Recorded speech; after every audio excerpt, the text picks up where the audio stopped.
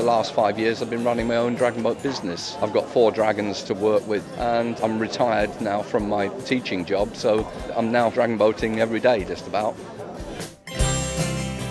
To me, there's absolutely nothing better than passing a finishing line out in front when you've got 21 other people all fighting for the same cause.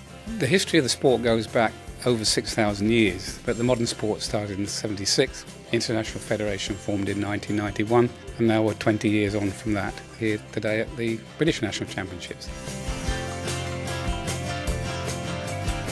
The challenge in terms of tracking competitors is competitors have to actually prove that they're eligible to race for a country or for a club in our championships. But also we need to check that the right people are actually in the boat racing. It used to be just cardboard cards that you'd put in a typewriter and you'd type on the competitor's name. It would take you hours and hours. And then of course the first thing they do would be drop it in the water and it'd get destroyed, have to start all over again. Up until now, every championship's done their own thing. They've produced a different accreditation card, maybe in a different way, from a different database.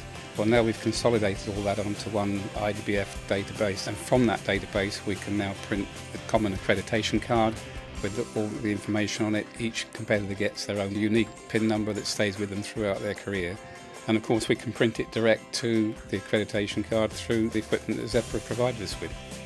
We're all volunteer people working in the sport, and the person who's designing the database for us actually lives in Warsaw in Poland.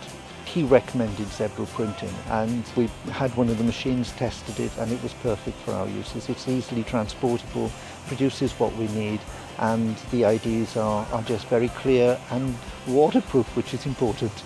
It's easy to maintain and cost effective for us as a purely voluntary organisation that doesn't get very much funding other than that we generate ourselves from the paddlers. If we keep the costs down, it's less entry fees for the competitor. This type of ID badge just adds that extra dimension. It's easier for the boat marshals to check if you've got a badge with a photograph on it. I think it adds some more professionalism to what we're trying to do. It enables us to put more information onto the cards, and again it's an easier checking situation, it's more effective. Going forward we're getting more and more competitors in, and with the barcoding system that really gives us the all-round ability to know exactly who we've got, who they are, where they are, what they're doing.